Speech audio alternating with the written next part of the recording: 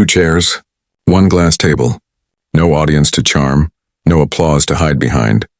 Just the low hum of cameras and 2 people with very different definitions of honesty. He came armed with questions. She arrived with a smile sharp enough to draw blood. For the first 10 minutes they danced. In the next 30 they sparred.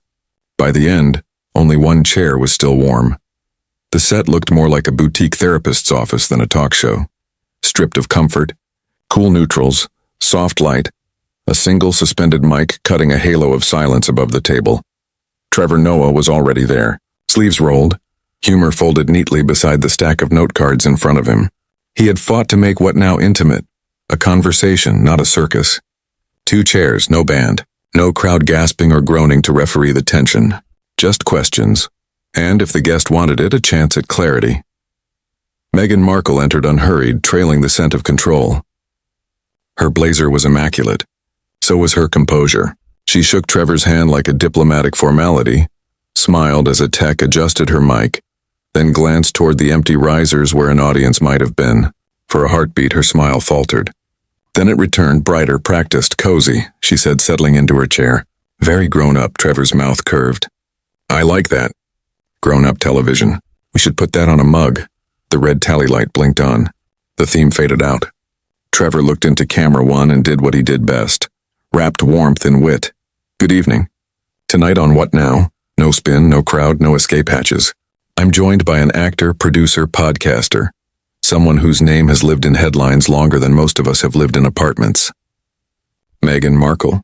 Meghan, welcome. Thank you, she said. It's nice to be somewhere that doesn't turn everything into a spectacle. Trevor nodded. That's the idea.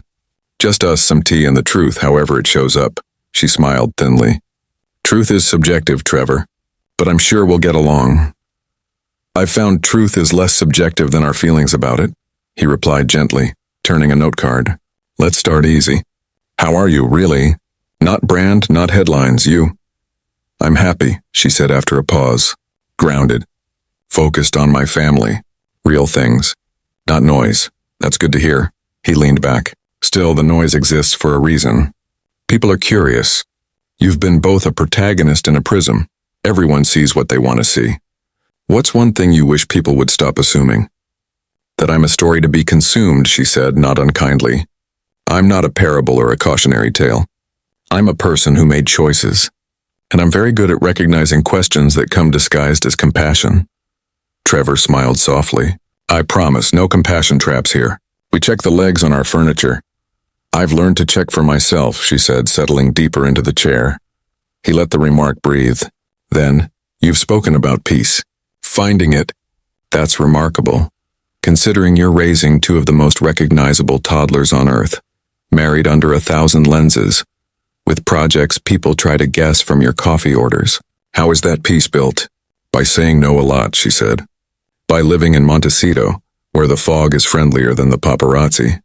By choosing my circle carefully. Her smile sharpened. And by remembering I don't owe anyone anything, even interviews. She tilted her head. I'm here because I chose to be, Trevor. And I'm delighted, he said quickly, palms open. Consent is sexy. Meghan laughed, a bright, elegant sound that never touched her eyes. That's dangerous. You make a joke and people mistake you for harmless. Ah, Trevor grinned. Like a raccoon with a lockpick. More like a raccoon with a podcast. They laughed, and on camera the air seemed light again. But between them a hairline crack had appeared. Let's talk family, Trevor said finally, voice softer. Not the institution, the humans. How's Harry? There it was. The first test balloon. Meghan didn't flinch. He's wonderful, kind. The man people think they know, but better. We don't live by rumors. We have a home. Our kids are thriving. We're happy. I'm glad, Trevor said, meaning it. Then after a beat, the reason I ask is, the headlines. Yes, the headlines, she cut in, her smile tightening just enough to hold its shape. People who don't know us trying to narrate us. It's entertaining, I suppose, if you enjoy fiction. I do enjoy fiction, Trevor said lightly, but I also like context. He tapped the corner of a note card. There were reports, again just reports, suggesting strain. Lots of couples experience that, royal or not. Did any of those resonate, or were they, how do I say this nicely, rubbish? Rubbish is good, Meghan replied, relieved to have the word supplied. And to be clear, it's not your asking that's the problem. It's the framing people try to trap us in. We're not a public utility. We don't owe anyone explanations for their fever dreams. Trevor spread his hands in surrender. Fair. I'm not asking you to file a utility bill. I'm just wondering if there's anything you want to say to the people who are invested in your marriage for whatever complicated human reasons they have. I'd say stop being invested. Invest in yourself. Her tone was bright, but the edge beneath it shimmered. We're fine, she added. He nodded once, quietly recording it. We're fine. That'll be the pull quote next to a photo of you blinking. That's how it works, she said, sing-song but not amused. Trevor let the silence stretch, then shifted. The Queen's passing. It changed an era, no matter how one feels about monarchy. That's true. Did it shift anything for you? Grief, reconciliation, perspective? Meghan's lips thinned. It reminded me that people love myth. Monarchies are built on it, and so are celebrity ecosystems. Everyone wants a role, mourner, critic, heir, exile. I chose mine, which is mother, wife, creator. Someone who doesn't need the approval of institutions that were never built for me. Trevor's humor rested quietly on the shelf as he studied her. Do you feel the same about the people in those institutions? I mean, Kate, William. Do you talk? She tilted her chin, eyes steady. I talk to who I need to, when I need to. I don't schedule conversations because strangers would find it satisfying. That's fair, he said, laughing softly. I barely schedule appointments with my dentist. You should, she countered smoothly. Teeth matter on camera. Consider it a public service announcement. Trevor mimed a sign in the air. Okay, America, you heard her. He leaned forward again. You hinted the Montecito fog is friendlier than paparazzi. How's life stateside from a human dignity standpoint? Her polished smile returned. Infinitely better, from a who's shouting near my gate standpoint. Still noisy, but the sun's warmer, the community's kinder, and the opportunities aren't defined by someone else's bloodline. Spoken like an immigrant's granddaughter, Trevor teased. Spoken like a woman who stopped waiting for permission, she replied, meeting his eyes. Trevor adjusted in his chair. The rhythm was clear now, his inquiry, her parry. You were an actor before all this. Suits the project since. People keep asking if you'll act again. People keep asking, she said evenly, because people are nosy. If I do, it'll be because it serves something worth doing, not because someone misses seeing me in a pencil skirt. Trevor raised his hands in mock surrender. Hey, I love the pencil skirts, but noted. Art with purpose, art with boundaries, she corrected, which, by the way, journalism could borrow. Ouch. He laughed quietly. I'll invoice my profession for therapy. But for what it's worth, this show respects boundaries. I ask you decline, we move on. Not an interrogation. It never starts as one, she said, her voice cool as glass. It just becomes one. Trevor nodded, accepting it with visible grace. All right. Then tell me this, what do you wish I'd ask that no one does? She studied him for a long beat. Then, ask me what I'm building. He did. What are you building? A life, she said quietly, where my children won't believe a crowd gets to decide who they are. For the first time, the armor slipped, just slightly. Work that reflects that. Media that doesn't treat compassion as branding. Stories that don't ask women to bleed to be believed. Trevor leaned forward, his voice soft, sincere. That's a beautiful answer. He waited, then let the humor return. Soft, deliberate, like a chime cutting through still air. Unfortunately, the internet prefers chaos to beauty. The internet, Meghan replied smoothly, prefers a dog chasing a drone. We're not required to perform? True, he said, but you're here, which means performance still has its uses. Meghan smiled. Dazzling, dangerous. And I know control has its uses. The cameras drank the line. The air in the room seemed to tighten. Trevor glanced at his cards, then set them aside. We'll take a short break, he said to camera one, his tone back to professional ease. When we return, more with Meghan Markle on creation, boundaries, and why I should finally schedule that dentist appointment. The tally light dimmed. A producer stepped in to repowder Meghan's cheekbone. Another replaced her water. For a few beats, there was no music, just the quiet shuffle of a crew pretending not to exist. Trevor leaned slightly closer. His voice dropped. You okay? I'm always okay, she said without looking at him. You know I'm not here to catch you out, he added softly. Her eyes lifted.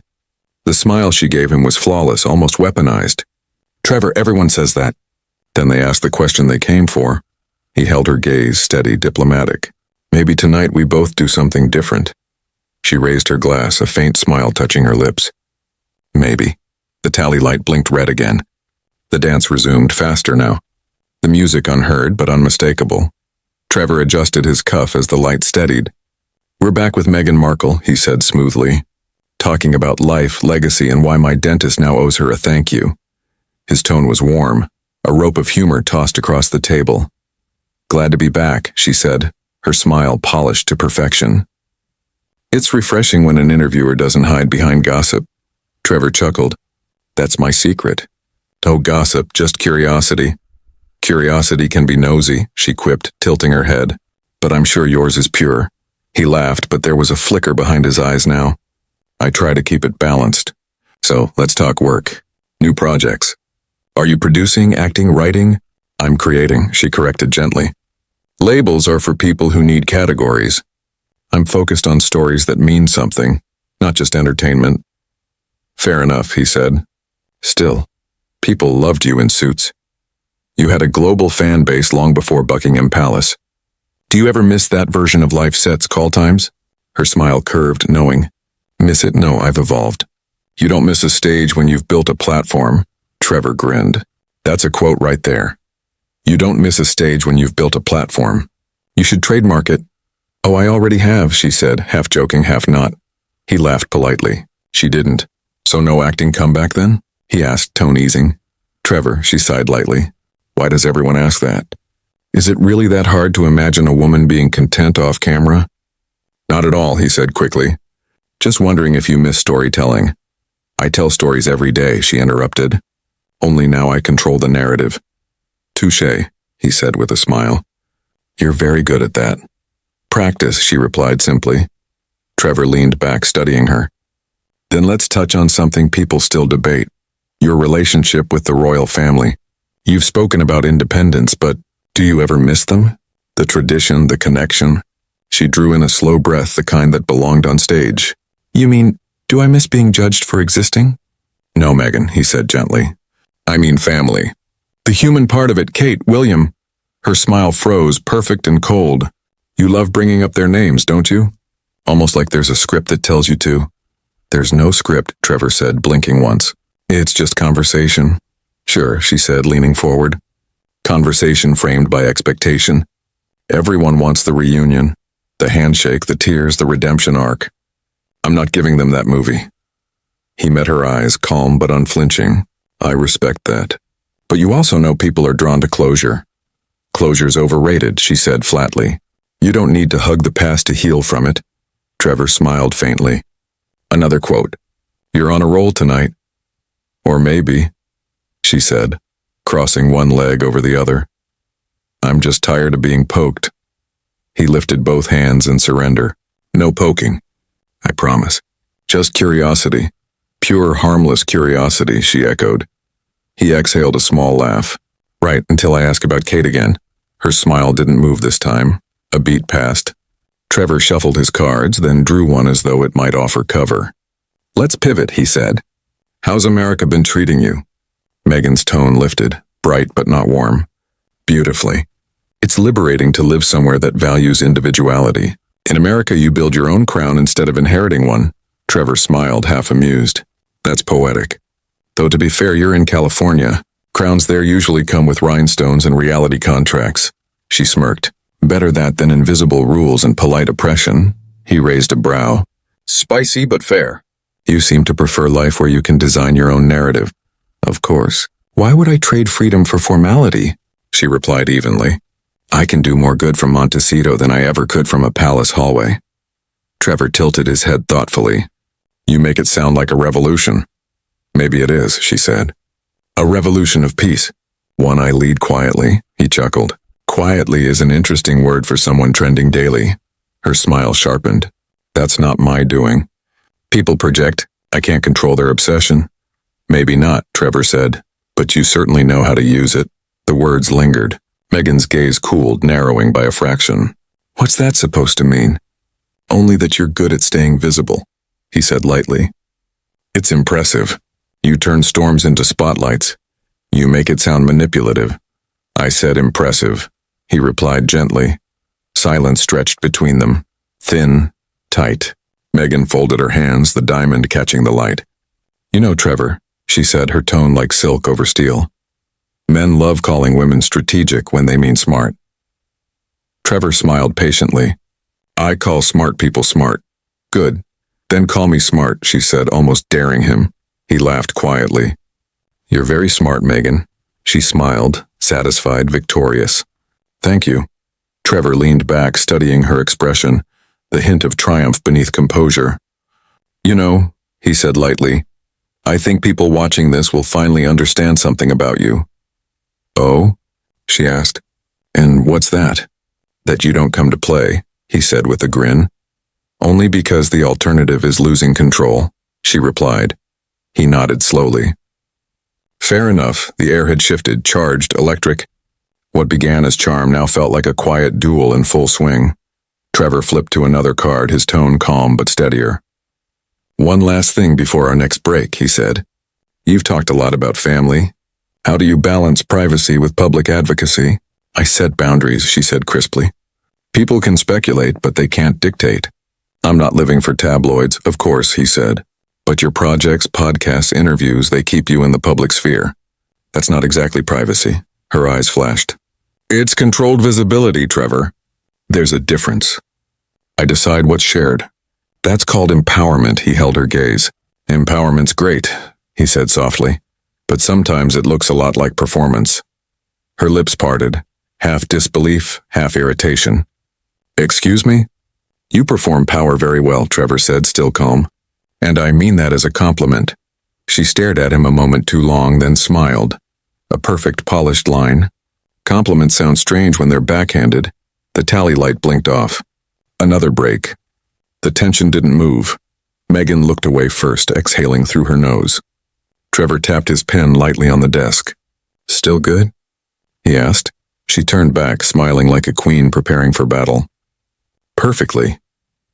When the cameras came back on, the tension was its own presence, silent, alive, watching. Trevor's tone was easy again, but his eyes said otherwise. Welcome back to What Now? He said smoothly. We've been talking about identity, family, and freedom with Meghan Markle. Let's finish strong. Meghan smiled, unreadable. Finish strong, she echoed, a hint of challenge in her tone. So let's do that, he said. You've defined your life on your own terms, but do you ever think about what might have been if you'd stayed? Played the game differently? Her smile flickered, the first crack all night. The only game I play is chess, Trevor, and I'm very good at seeing the board, he grinned. That's the diplomat in you talking. Or the survivor, she countered. You learn how to read people when everyone wants a piece of you. Even interviewers? He asked. Especially interviewers, she said with a knowing smirk.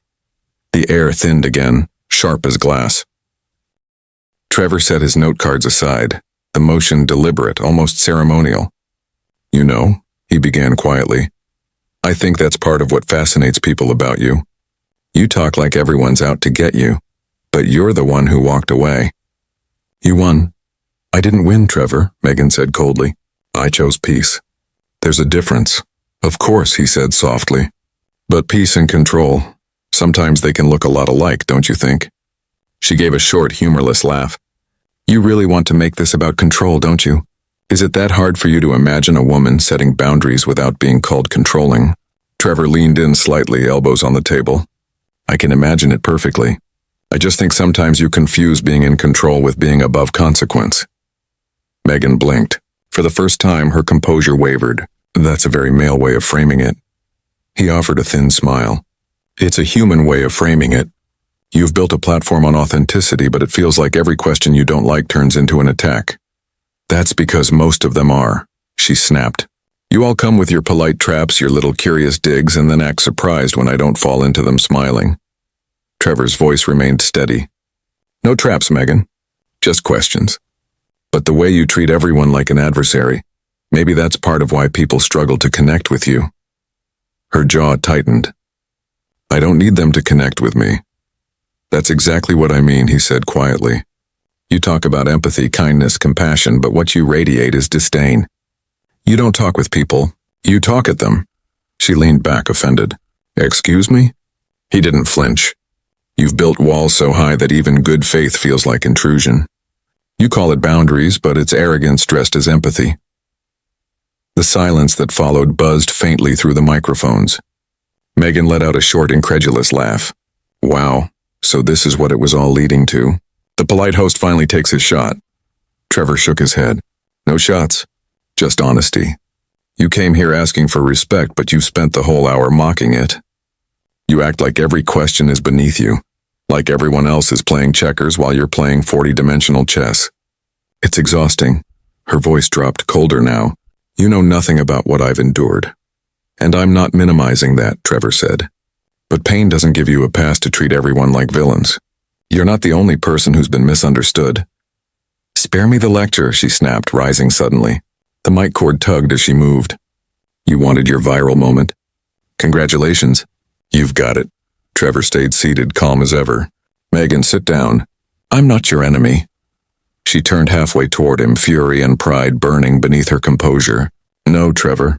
You're just another man pretending his condescension is curiosity. He exhaled, weary. And you're another guest who mistakes disagreement for disrespect. The room froze. Behind the glass, producers stood motionless. Meghan looked down at him, cool again, but the storm was visible in her eyes. You know what the problem is with this setup? She said finally. You invite people here pretending it's a safe space. But what you really want is a headline. And I'm done giving them to you. Trevor nodded slowly. Maybe. Or maybe what you're done with is hearing anything you can't control. That was the spark. The final push. She unclipped her mic, placed it neatly on the table, and gave him a faint, icy smile.